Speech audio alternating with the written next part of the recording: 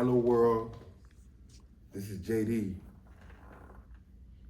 When I was 16, my whole world was turned upside down.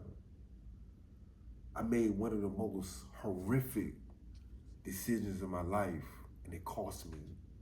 First degree murder, armed robbery with a firearm, and sentenced to 2 natural life terms in prison without the possibility of parole. And I've served 31 years in prison. How can you transition mentally at the age of 16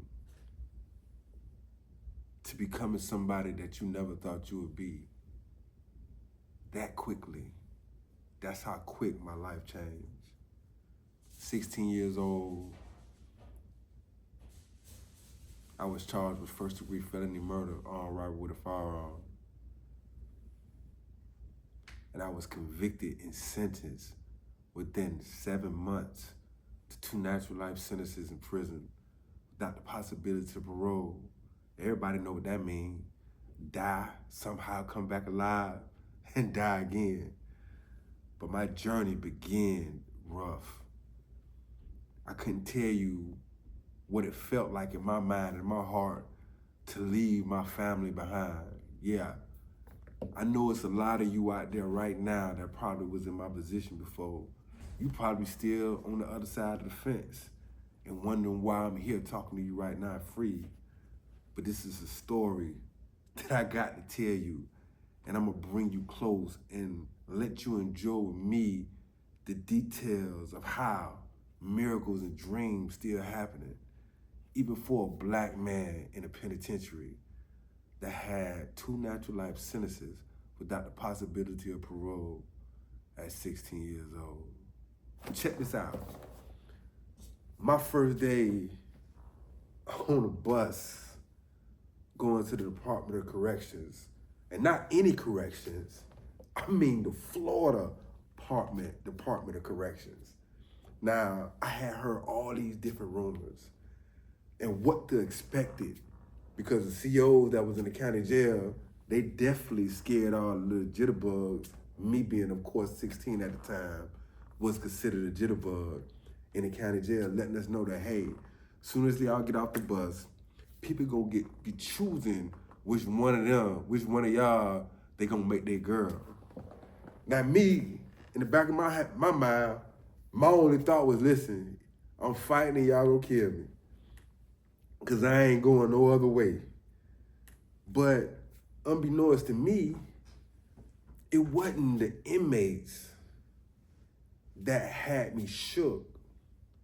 It was the officers, because they was more aggressive than us, and we was in there with murder charges and all other kind of things. My first day at Lake Butler Correctional Institution was a nightmare. People was fighting everywhere. I mean, you can get anything you want in the dormitories. The child molesters, I felt sorry for them, and that's saying a lot, because of their destruction by other dudes. I mean, it was so much going on, and I didn't even think my little mind at the time, being 16, turning 17, would be able to rationalize what I was seeing. It was like everybody bad in one area at one time, you know? And I understood. People used to tell me, Devin, you bad as hell. But when I got there, I thought I was kind of good compared to some of the other people that I was around. You know, I go into the dormitory. Now, mind you, I'm at Lake Butler, and these people don't want you to get in your regular shorts and t-shirts. And what I mean by that is like Class B, when you have on your shorts, your white t-shirt, your socks, your shoes. Class A is when you fully dressed. I mean, you burn it up because there ain't no AC in there. So at Lake Butler, they'll make you sit on the bed during count time for hours. Count probably done been cleared. You sitting on the bunk for hours thinking about, yeah, I gotta pee, I gotta do number 2. You can't do none of that. You know why? Because if you did, you was going to jail. Now, this was my first encounter with prison. And this wasn't even prison. It was like in a reception center. And reception centers in Florida, they break you for the real prisons. So you gonna get beat up, you gonna get slapped by the police, you gonna get your locker broken too, you gonna get all the things that you think you're gonna get at the regular prison just to break you in to see if you can handle it. But I don't even think that I was ready to handle ACI, Appalachia Correctional Institution in Sneeze, Florida. In 1995, that camp was probably one of the worst camps in the state of Florida. And I thought I was going to a juvenile facility, but I wasn't. You know what I was going? I was going to one of the worst adult prisons in the state of Florida. The only thing different from that prison than a lot of other ones was that they had a juvenile quad in the pod. Now, when I tell you what a juvenile quad is, that means you got one quad with like 70 bunks, and everybody that's in this quad is 13 to 21. Everybody outside is higher, is older than that. When I walked into that dormitory, it was mayhem. I seen dudes get hit in the head with poles. When you go to the bathroom, you know, you got a toilet that's right here next to you, and then you got a toilet that's right there next to you. The first day I go, I had to use the bathroom because I'm telling you, I was there and there doodling on myself. You know what I'm saying? And I'm embarrassing myself. I ain't even telling y'all that, but I'm keeping it all the way real because I want y'all to feel what I'm saying. So when I go use the bathroom, you know, I put on my pants and I sit down, and it's a dude sitting right next to me on the toilet. He's smoking a rip. And he said to me, man, what's up? Where you from? So I'm looking at the dude. I'm like, man, I don't want to talk to you, man. I'm on the toilet. You know? He said, man, I'm trying to give you some game, man. Where you from? So I'm like, this dude is kind of big, too, to be a jitter boy. He looked like he was about 40.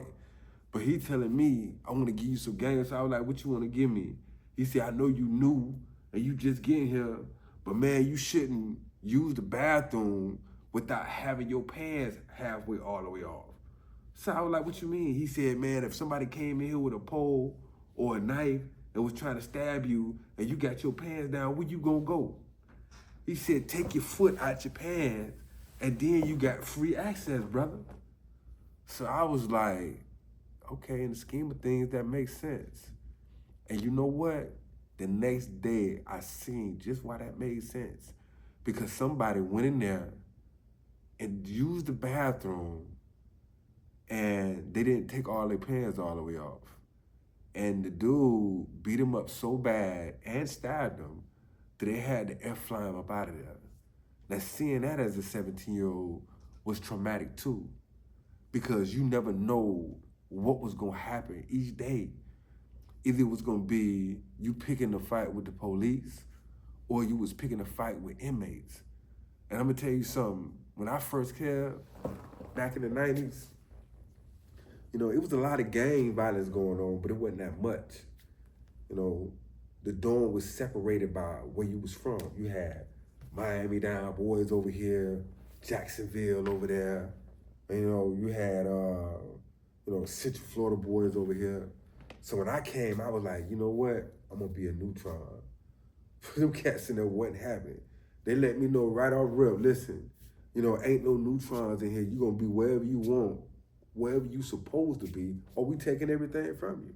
Now, if you think you can beat 15, 20 of us, then you need to tell us what you smoking and what you want, and we might buy from you. You know, so I had a choice to make. And you know what I told this dude? I said, you know what? I said, I'm gonna still be neutron. Because let me tell you something, and I want y'all to pay close attention to what I'm saying. When the rubber meet the road in any situation that you involve in, very rarely would dudes hold you down the way they supposed to. And I mean the people that you call your best friends. But I'm going a little bit too fast. We're gonna get to those type of stories. But I wanna talk to you about, you know, my indoctrination into the prison life as a 16-year-old kid turning 17. Now, I wasn't old enough to smoke, so I sent people to the canteen to buy all the smokes for me because I was stressed out. I mean, all the way stressed out. I'll be burning up the phone, calling my mother trying to figure out what she had going on. And if you dudes that's locked up, y'all don't know the other side of what's going on. I had people still living. They still got jobs. You know what I'm saying?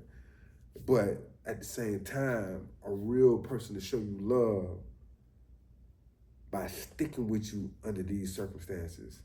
And I had much love for my family. But at the same time, my family wasn't there when I was in prison. I had to make decisions on my own. And some of the decisions that I made was life-changing and life-saving. I mean, physically, mentally, spiritually, and whatever else you want to call it. But in the dormitory that I was in, man, I remember one day I couldn't go to sleep. I'm under the covers. I'm crying, but I ain't want people around me to see me because I ain't want them to think that I was weak because they'll pray for me. But man, I'm under the covers and I hear some noise. And when I hear the noise, I'm like, man, damn, is somebody coming for me? So I look to the side and I see a dude sliding on the floor. So, I fake a move and I turn over on my stomach because I want to see where this dude is crawling at. So the dude marching on the floor like this, So I'm like, man, this dude, and all I see is his back muscles. Little did I know, early in the week, we had a dude come to the dormitory. Now this dude was high yellow. Now I'm not saying that every dude that's high yellow is soft or weak, because that's not the case. Please, don't fall for that misconception. So, but this dude came in, he was a sports fanatic. He was doing his thing. I mean, he was letting people know that he wasn't scared in the dorm, but he befriended the wrong person. The person that, town he was from, his name was Bass. I'll never forget Bass. Because Bass, man, played basketball with this dude. He fed him canteen out his house. Man, he gave this dude everything he wanted. I mean, he was his homeboy. They were from the same area. Lesson number one, don't take nothing from nobody in prison, not even your homeboy, until you really know who they are. Because Bass was crawling and creeping to this same dude bunk that came in the dorm, swearing that he was hard, but he didn't know what he was in for. So Bass crawling to the floor, crawling on his knees and his elbows, he grabbed up on the man bunk and put his hand on the man's mouth and crawled on the man's bunk. He already done paid the dude bunker earlier that day to knock his blanket over. Now you tell me what went on. The next morning, guess what? The dude was compliant, sitting on Bass bunk, making his coffee, eating his canteen freely. We ain't hear nothing else from this dude. That was one thing that I experienced. And an old man told me, he said, listen, Devin, I'm gonna tell you something, man. This is gonna keep you the life that you have in here. And he said, man, listen, don't get addicted to cigarettes. Don't get addicted to coffee. And he said, don't get addicted to booty. And I never in my entire life fall for that. And that's me. But the story must move on. But back in my time, that was the threat. Your life, your livelihood, and your manhood. Today things has changed, but back then that's what it was. And I was in a dorm with a lot of different people, man. They had a lot of different characteristics. You know what I'm saying? When I was legit, the police used to come in there and they couldn't do nothing with us. We'd throw Pride soap on them. We'd take all the paper and the toilet paper in the trash can and set them on fire because we had lighters, we had cigarettes. We had set the mattress on fire. All kind of stuff was going on. And I'm gonna tell you something else. I seen some of the worst things as well. And this is the journey of a dude that was 16 at the time, turning 17, with 2 natural life sentences. I really thought that I was gonna be home within 5 years, but guess what? I wasn't. But you couldn't tell me that at the time because that's the way I was living. And in this dormitory with all these dudes, with all these different characteristics, with all these different attitudes, it's mind-boggling to understand that half these dudes looked like me, and we all thought the same way. I used to reflect myself off the next person because I wanted to be my own individual. And that's what is lacking in America today and in our black community, in any community. We refuse to understand that we are like nobody else. We unique, we individuals. And I was starting to set myself apart at an early age in prison because I didn't want to be like the rest of the flock. You know, everybody that had the same things going on. But you know what? I wasn't strong enough to break away from that tide. I flowed down the same gravy train that they did, you know. But the biggest blessing that ever came to me was me leaving ACI. Yes. Now, a couple of months before I left ACI, my homeboy cut somebody's throat over a card game. I seen one of my partners jump off a building trying to kill himself to leave. Now, I'm tell you something. When you get to, you know, where Apalachicola at, and you try to transfer, they're going to keep you in the same region. You're going to go up and down and round around in the same region. They ain't let you out of that region. In order for you to get out of that region, you got to do something drastic. And guess what them dudes were doing? They was cutting themselves. They was swallowing bleach. They was beating people up. They was cutting people just to get away from the camp because it was that bad. And I put in my little transfer, which took 2.5 years to happen for me. But guess what? When they called me, I was so happy because I was trying to get to Lake CI and my transfer had got approved. I was gonna be 10 minutes from the house. But guess what? When I got on that bus to leave ACI so happy, we drove right past Lake Corrections. I couldn't believe it. I even told the correction officer and they'll beat your tail quick. Hey man, where y'all going? That's my stop. They said, sir, ain't nobody stop on here. So I'm like, where they taking me at? These people took me from ACI, Sneed, Florida, which is all the way near Tallahassee. And I'm from Central Florida, I'm from Clemont. They took me from there all the way to South Bay. And I was so pissed. I was so pissed. I couldn't wait to get on that phone when I got to wherever camp I was and scream to my mama like she had the power to change my situation. Yeah, I had to grow up quick. But anyway, when I got to South Bay, I was so mad. As soon as I got off the bus, all you can see is a bunch of people, a bunch of white people. I'm gonna be truthful with you, telling us to get on our knees, you know, put our face against the wall. And I'm like, oh my God, where I'm at. You know, I'm far away from home. You know, when people don't know where I'm at, I was screaming. And then they told us to get up and we was gonna go into intake and they was gonna check all our, you know, our belongings in. And when I went into intake, it was about 30 people in there. And all of them was officers.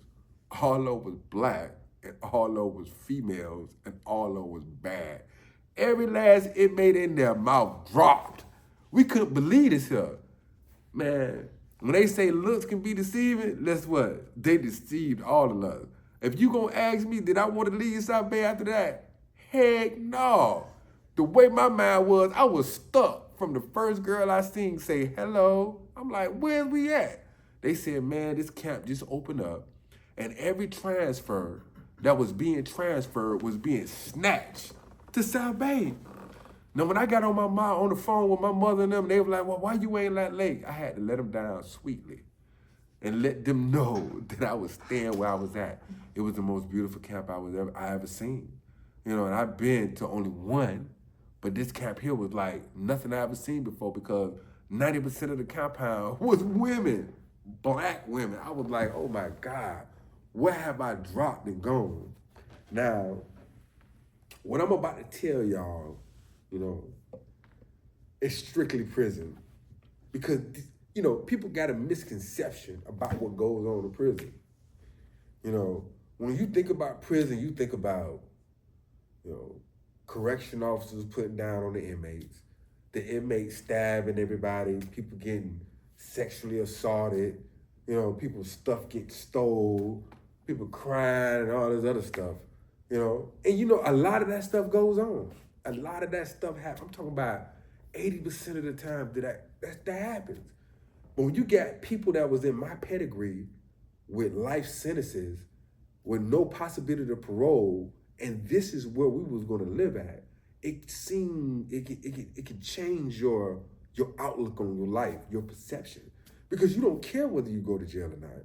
You don't care about none of these things. Your whole mentality turns selfish, and the only thing you think about was yourself. Well, guess what? You know, I was in that environment, and my mentality wasn't strong enough to turn or change that concept. So when I got to South Bay, I got loose. I got loose. When I got to South Bay, the first 2 weeks I was there, I ain't gonna lie, I was smacking something. When I mean smacking something, I was in some, you know what I'm talking about, between somebody's legs. Yes, I was. You know, trying to find out who I was. I was an individual. You know, I didn't know who I was at the time, but I know it was a bunch of girls here, and I know that I had, 2 natural life sentences. And if I had the chance to snatch or get anything, I was chasing after it. Because at that time, I didn't care. My life was gone. I ain't have nothing no more. My family was growing up. My family, my kin folks, they was moving on because that's what life do outside. It moves on, but in prison, it creeps. It creeps. And before you look in the mirror, you'll be 20 years later, 20 years older. But when I got to South Bay, it was like I took a break from prison. How can you explain that? How can you explain taking a break from prison? But that's how I felt because every day was an adventure. I was here and there. I was everywhere. An unauthorized area, whatever you want to call it. I just wanted to explore. My mind was finally budding and opening up. And I got on all them officers' nerves, but they knew I was a jitterbug. They knew I was young. I had just got there, and they weren't trying to, lock everybody up. They wanted to give us a chance. Plus, this camp was education bound. And in order for you to stay there, you had, to continue to get your education. But let me tell you about, as I told y'all straight up that this was going to be uncut and uncensored. So I'm going to tell y'all about this first time that, I got broke in prison. Now, this is going to be a trip now, and it's going to be a funny, but it adds on to, my story and where I want to break this down to y'all at. But when I first got to South Bay, I heard about a certain female that was allowing inmates to get shoes, tank tops, clothing, jewelry from your people. They wanted their little cut. So, me, I went down there. What I got to lose? I went to the private room. I'm like, hey, man, what's up? You know what I'm saying? How y'all doing?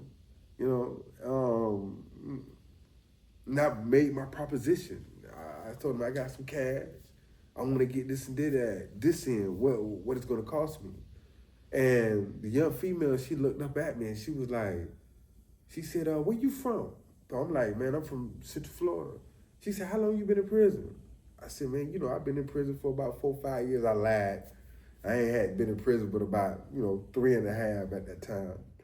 And she was like, oh, she said, you cute. And I was like, yeah. Now, mind you, I just came from a prison where they beating dudes down. You can't even look at a lady in her eyes because they got a charge in prison called reckless eyeballing. So if you look at a lady in her eyes too long, you going to jail. You hear me? So when I came to South Bay and I'm looking at this lady and she looking at me in my eyes, I'm like, dang, I need to leave from around here. I probably bit off a little bit more than I could chew. So, I said, well, listen, man, can you look out for me? And she was like, how long it's been since you had sex? So now the whole conversation had changed. So I'm like, how long it been? And I said, it's been, how long I told you I ain't been out of prison. You know what I'm saying? What I'm going to tell you? I'm a virgin or something? So she said, well, when was the last time you seen this? And I'm going to, for the kids out there that might watch this here, she showed me something that's privately hers. And it shocked me so bad that I walked away from the window.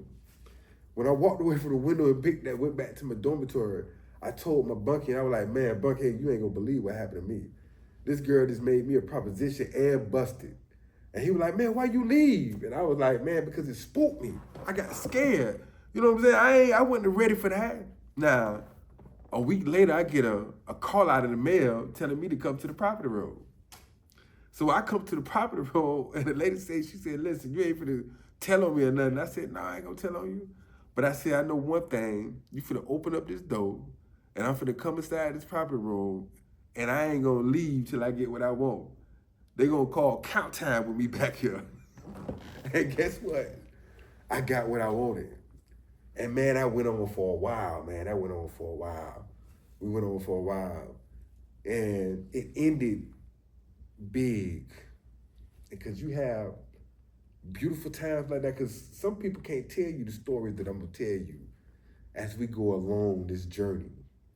And some of the stuff that I tell you, you're going to think is unbelievable. But I guarantee you that it's true. It's not unbelievable. You know, when you're in prison, you create a world within a world. And before you know it, you'll be trying to make peace in your hell. And what I mean by that is even though I was in prison for punishment, I tried my best to bring some kind of excitement, peace, or joy to my life, though I didn't have no life at all. But I want to tell you the next time we talk about, how me and the proper room lady went sour, because that's what it did. I mean, it went sour big time. Stay tuned, man. Keep y'all head up. Hey, man, if this fit one of y'all out there, follow me.